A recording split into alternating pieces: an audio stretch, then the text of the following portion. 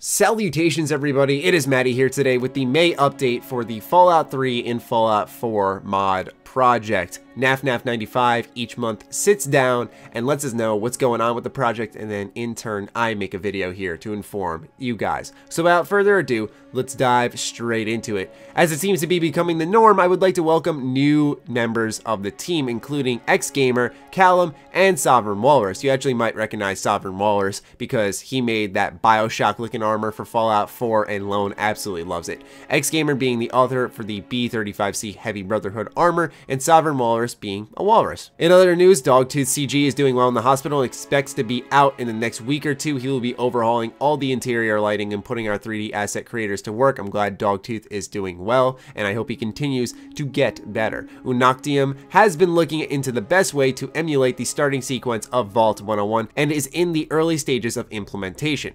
I will link to this in the description down below, as well as the Discord, so if you guys want to learn more about the project or you feel you can help, then join on up. Now it's time for a blast from the past as we look at, personally for me, one of my favorite games of all time being updated. Starting off with the house on the hill, and we just get a good look at the wasteland here.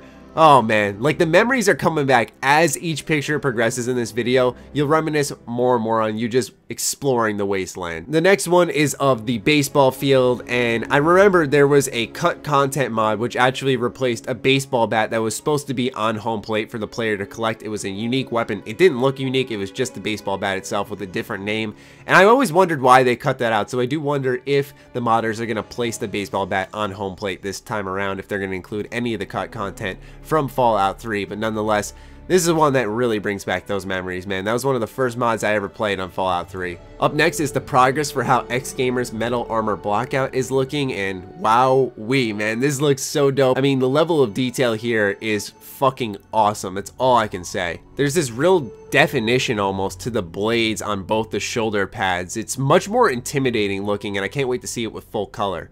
Next, an old friend lays, and if my memory serves me correctly, I think that is Jonas from Vault 101. They did say that they're going to be recreating Vault 101, and I just remembered the brutal interrogation process, and then they kill him off because the overseer is insane. And Amada, I do not regret taking out your dad. I'm sorry. And speaking of the Vault 101 escape, here's a scene of one of the floors as you are going to be leaving Vault 101. And it's in this shot here that we see the difference in concept between the Fallout 3 vaults versus the Fallout 4 vault.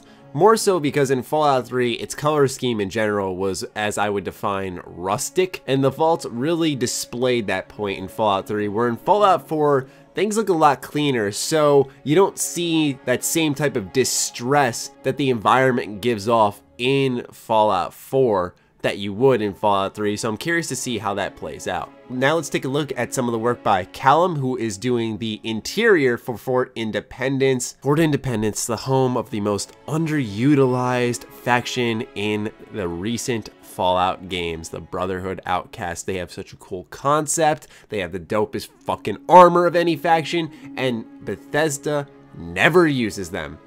Mind blown.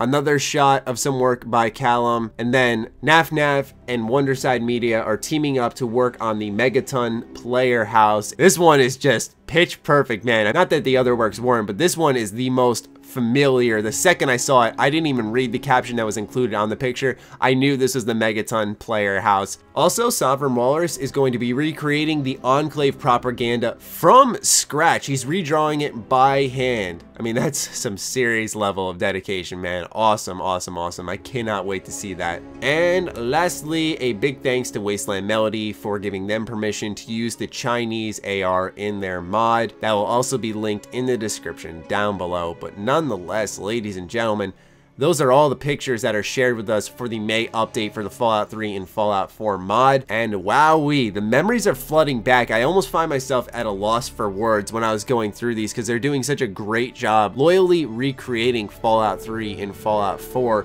And I know some people will minimize it and say, well, they just have to look at the source material and then do it themselves, but I don't think it's as easy as that. And I just really want to, once again, as always, give the team a big round of Matty applause for doing such an awesome job bringing Fallout 3 to life within Fallout 4. These monthly updates are fantastic because they keep the community in check. They know that the project hasn't died. It's awesome to see the team continue to grow. So amazing job to all the modders a part of this. I think the team's growing too much where I can't just name them out all individually. And we can't wait to see what's up next in the June update.